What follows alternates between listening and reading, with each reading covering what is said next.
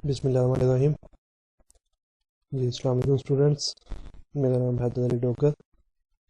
Second year class का मैं जो सब्जेक्ट है calculus and analytic geometry mathematics, में हमने चैप्टर नंबर 4 की लेक्चर सीरीज स्टार्ट की हुई है, इंट्रोडक्शन टू एनालिटिक जियोमेट्री। उसमें आज हमारा टॉपिक है स्लोप ऑफ अ लाइन।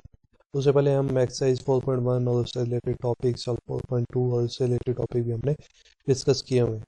अब नेक्स्ट टॉपिक है हमारा स्लोप ऑफ लाइन। इसको हम स्टडी करना स्टार्ट करते हैं। इसमें को स्लोप ऑफ लाइन को स्टडी करने से पहले हम आते हैं इंक्लिनेशन पे। इनमें इंक्लिनेशन हमारी एक टर्म यूज़ होती है। इंक्लिनेशन बेसिकली एंगल होता है। अब इस एंगल में किस टाइप का होगा, पहले यह है कि इसमें दो कंडीशन यूज़ की जाती हैं बेसिकली। कि पहली कंडीशन है कि ये जो एंगल होगा ये एंटी क्लॉकवाइज होगा।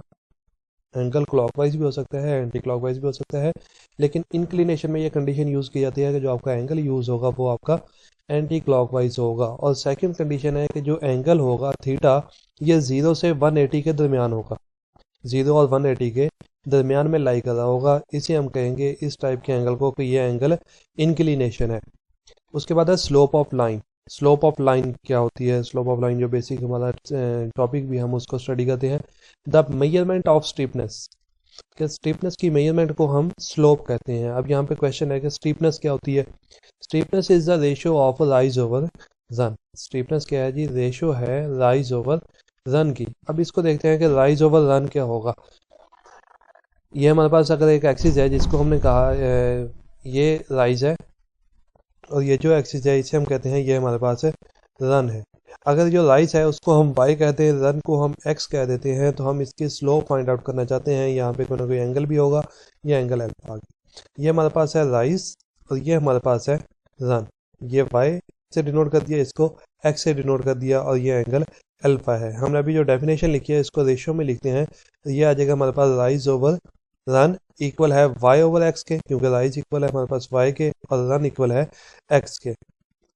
ये हमारे पास इक्वल होता है टेन अल्फा के। अगर ट्रिग्नोमेट्री में हम स्टडी भी करते हैं तो हमारे पास टेन अल्फा के होता है। यहाँ से हम कह सकते हैं कि जो x एक्सिस के साथ एंगल बन रहा है उस पर हम टेंजेंट अप्लाई कर दें तो वो उसका स्लोप होगा। स्लोप हमारे पास इस लाइन का आएगा, इसका हम ये स्लोप फाइंड आउट करते हैं। नेक्स्ट आते हैं हम 2 पॉइंट स्लोप फार्मूला। इसका जो फार्मूला का प्रूफ है वो आप स्टूडेंट्स बुक्स में से देख लेंगे, बुक में इसका प्रूफ अवेलेबल है। इसको हम फार्मूला देखते हैं कि इसका फार्मूला क्या होता है। स्लोप को हम m से डिनोट करते हैं, m equals to y2 minus y1 over x2 minus x1। कि अगर दो पॉइंट्स दे दिए जाएं, कोई एक लाइन हो और उस लाइन पे हमें दो पॉइंट्स दे दिए जाएं और हमें कहा जाए कि आपने इनका स्लोप फाइंड आउट करना है। यहाँ पे हम इसको ड्रॉ करके भी देख लेते हैं जी कि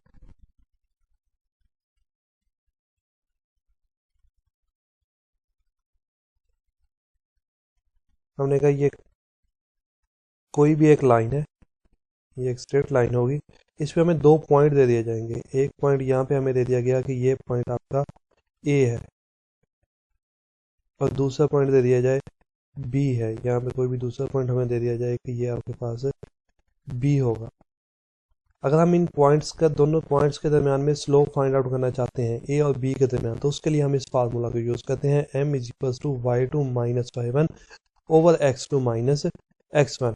अब ये x1 x2 पॉइंट कौन से होंगे, y2 और y2 1 पॉइंट कौन से होंगे। ये जो a है इसमें जो पॉइंट्स यूज़ करेंगे उन्हें हम कहेंगे वो हमारे पास x1 और y1 है,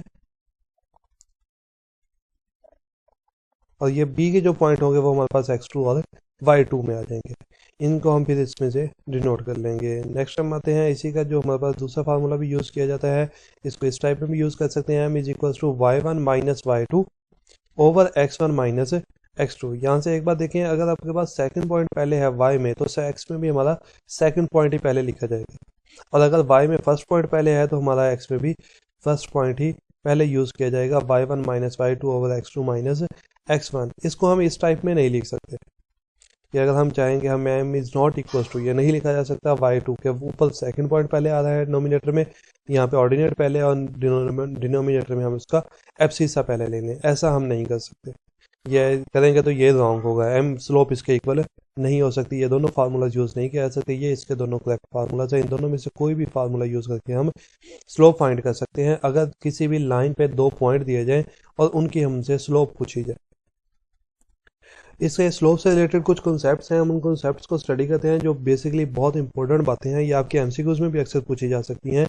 कि पहला कॉन्सेप्ट है हमारे पास दिया जाता है कि अगर स्लोप की वैल्यू 0 है, m इक्वल्स टू 0 है, तो आपकी लाइन जो होगी वो हॉरिजेंटल होगी, एक हॉरिजेंटल लाइन होगी, बिल्कुल स्ट्रेट लाइन एक्स हॉरिजेंटल होगी एक्स एक्सिस के अलॉन्ग, जिसको हम कहते हैं अगर स्लोप उसकी 0 है तो।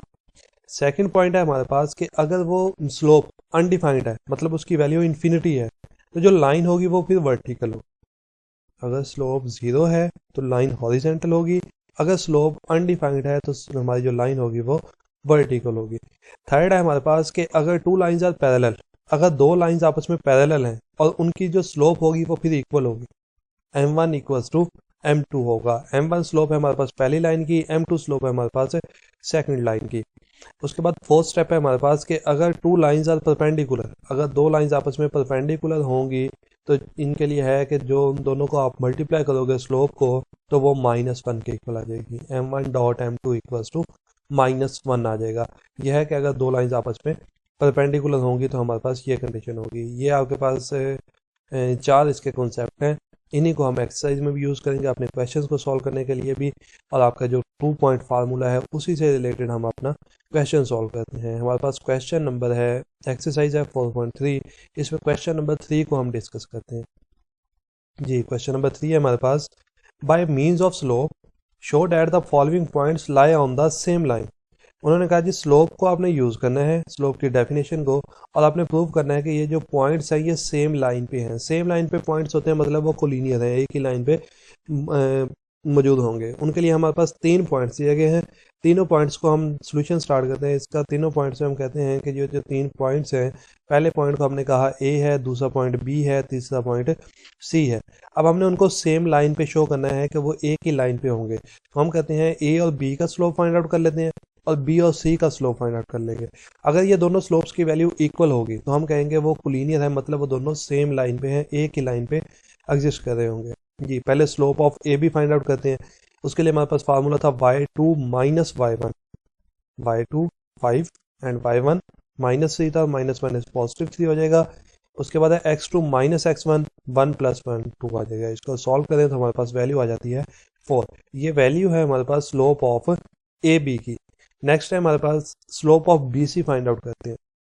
जी स्लोप ऑफ बी सी हमने फाइंड आउट किया, वो वैल्यू आ गई हमारे पास 9 - 5 और 2 - 1, 4/1 इक्वल्स टू 4 आ जाएगी। ये आ जाएगी हमारे पास स्लोप ऑफ बी सी की वैल्यू। देखिए दोनों वैल्यूज आपस में सेम है, slope of A B equal है स्लोप ऑफ बी सी के, दोनों वैल्यूज इक्वल हैं, तो हम कहेंगे so the points A B C lie on the same line. ये था हमारा एक्सरसाइज 4.3 का क्वेश्चन नंबर 3, जो 2 पॉइंट स्लोप फार्मूला से हमने सॉल्व किया है। वही हमने फार्मूला यूज़ किया, हमने इसमें प्रूव करना था कि ये दोनों तीनों पॉइंट जो हैं ये सेम लाइन पे हैं। उसके लिए हमने पहले slope of A B find out कर लिया, फिर slope of B C find out कर लिया, वो दोनों इक्वल आ गए, तो हमने कहा जो पॉइंट्स होंगे वो एक ही लाइन पे एग्जिस्ट करेंगे, वो कोलिनियर पॉइंट्स होंगे। ये था हमारा आज का लेक्चर, जिसमें हमने 2 पॉइंट स्लोप फार्मूला या स्लोप क्या होता है उसके बारे में डिस्कस किया, और उससे पहले हमने इंक्लिनेशन के बारे में किया, और फिर हमने एक्सरसाइज 4.3 का क्वेश्चन नंबर 3 सॉल्व किया। उससे नेक्स्ट हम इस 4.3 को कंटिन्यू करेंगे और इससे रिलेटेड जैसे जैसे टॉपिक्स क्वेश्चन होंगे उसी से रिलेटेड हम इसके टॉपिक्स को भी स्टडी करते रह जाएंगे। ओके, अल्लाह हाफिज़।